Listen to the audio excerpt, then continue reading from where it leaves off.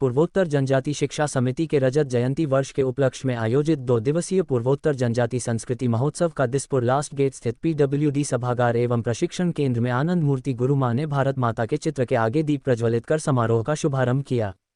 इस अवसर पर गुरु मां ने अपने संबोधन में बोलते हुए कहा कि अरुणाचल के जिन क्षेत्रों में सड़क व अन्य संसाधन मौजूद नहीं है, वैसी जगह पर एकल विद्यालय खोलना और शिक्षा के माध्यम से सबको जोड़ना अपने आप में बहुत ही कठिन कार्य है, मगर लगन व इच्छा शक्ति हो तो कुछ भी कठिन नहीं है। जिस तरह प्रभु श्री राम ने समुद्र पर सेतु बांध बना दिया था, उसी तरह विद्या भारती ने शिक्षा रूपी सेतु से पूर्वोत्तर की जनजातियों को एक सूत्र में बांधकर सबके हृदय को जोड़ दिया है। राजकुमारियां, इन 7 राजकुमारियों के क्षेत्र में मां कामाख्या की नगरी में आने का सौभाग्य मुझे मिला है। और इससे बड़ी बात क्या हो सकती है कि विशेष करके 25 वर्ष छोटा काल नहीं है।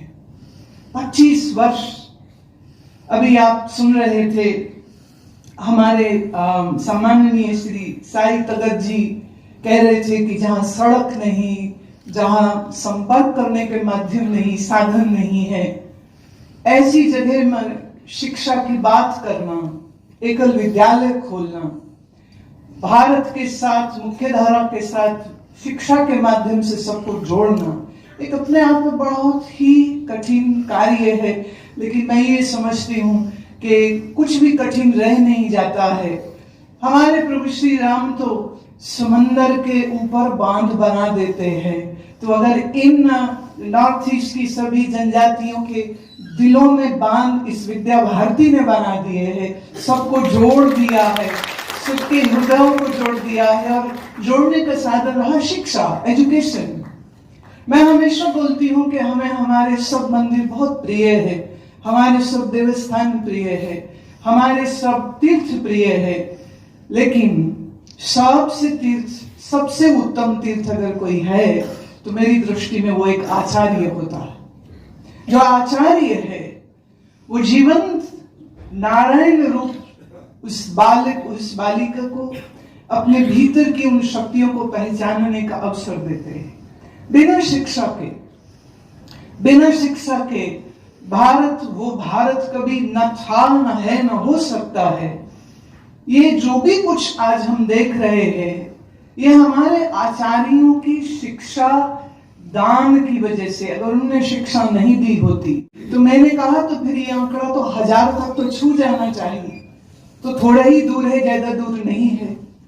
और विद्यालय से भी ज्यादा कीमती जो बात होती है, जो आप तो सब जानते हैं क्योंकि आप सब इस कार्य में जुड़े हुए हैं, लेकिन मेरे लिए ये जो पहला अवसर हुआ था जब मैंने विद्या भारती के लिए काम करने वाले शिक्षकों के साथ आमने सामने बैठ करके वार्तालाप किया, तो जाना कि वो एक साधु होते हैं, वो साधु हैं, वो एक महात्मा की तरह काम करते हैं, त्याग वृत्ति से काम करते हैं, ऐसे क्षेत्र में जाके काम करते हैं जहां शायद उनको शारीरिक दृष्टि से कष्ट भी भोगने पड़ेंगे, शायद कुछ विरोध भी भोगना पड़े, शायद वहां सुख सुविधा का भी अभाव रहता हो, लेकिन जाने क्या खाके इनकी माओ ने इनको पैदा किया है कि ये।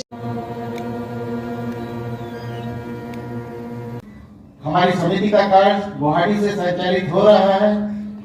समिति के द्वारा जनजातीय क्षेत्रों में विद्या भारती द्वारा संचालित 97 विद्यालयों को समय समय पर यहीं से मार्गदर्शन किया जाता है। इस समय 600 से अधिक गांवों में समिति द्वारा एकल विद्यालय का संचालन समिति द्वारा की जाती है, जिसमें 20,000 बच्चे बिना शुल्क के शिक्षा ग्रहण कर रहे हैं। ये केवल हमारे एकल विद्यालय के आचार्यों द्वारा किया जा रहा है, और वो बहुत ही कम पे पे, बहुत ही कम सैलरी में वो काम कर रहे हैं और एक नई दिशा दे रहे हैं। उनका मैं यहाँ उपस्थित जितने भी लोग हैं आचार्य, मैं सभी का हार्दिक स्वागत करता हूँ। To education, he is going to contribute ₹50,000 per year on this scheme.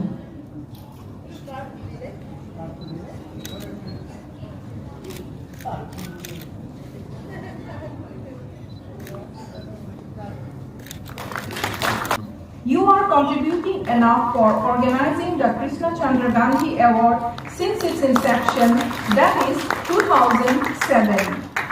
All the members of your family are patron members of our organization.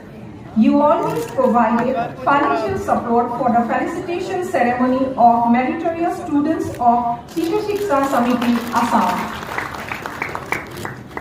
The trust that donated school building at Kheroni of Karbi Anglong district and Nirmali Gaon of Dibrugarh. You are also contributing to meet expenses for running schools in Janjati areas.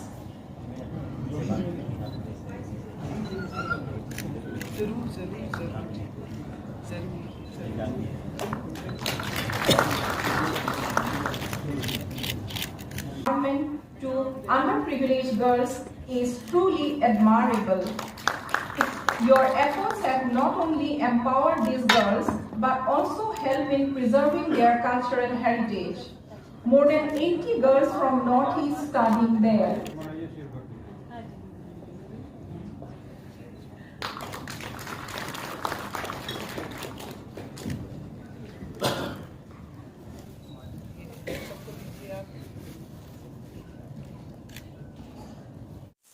Language in school, ये 2 दिन का सम्मेलन हम लोगों ने किया है और इसकी अध्यक्षता डॉक्टर गंगा प्रसाद परसाई जी कर रहे हैं और काफ़ी वक्ताओं ने अपना अपना मत व्यक्त किया है और एक एजुकेशन को एक नई दिशा देने का प्रयत्न किया गया है कि उसका माध्यम क्या हो, कैसे हमारे बच्चे स्टूडेंट्स आगे बढ़ सकते हैं, अपनी मातृभूमि के लैंग्वेज में, अपनी ओन लैंग्वेज में वो कैसे समृद्ध हो सकते हैं। हमारे पूर्वोत्तर जनजाति शिक्षक समिति की तरफ से, प्राग ज्योतिषपुर यूनिवर्सिटी की तरफ से यह प्रोग्राम आयोजित किया गया है। इसमें हम लोगों ने 2 दिन का सम्मेलन रखा है और इसको हमारे नॉर्थ ईस्ट की जो नई पॉलिसी अभी 2020 की इंडिया गवर्नमेंट द्वारा अनाउंस की गई है, उसके अनुसार हम अपने मातृ लैंग्वेज, लोकल लैंग्वेज से अपने स्कूलों में कैसे बच्चों को शिक्षा दे सकते हैं और बच्चे कैसे समृद्ध हो सकते हैं। मैं सम्मान के विषय में इतना ही कहूँगा कि पूर्वोत्तर जनजाति शिक्षा समिति ने जो आज ये सम्मान का कार्यक्रम किया है, ये प्रत्येक कार्यकर्ता का सम्मान है। हम हमारे संघ के प्रचारकों से कुछ अनुप्रेरणा लेकर थोड़ा बहुत सो समाज के लिए हम कुछ कर पाते हैं, वैसा इतनी सुखद अनुभूति होती है। उनके त्याग के सामने हमारा कुछ भी नहीं है।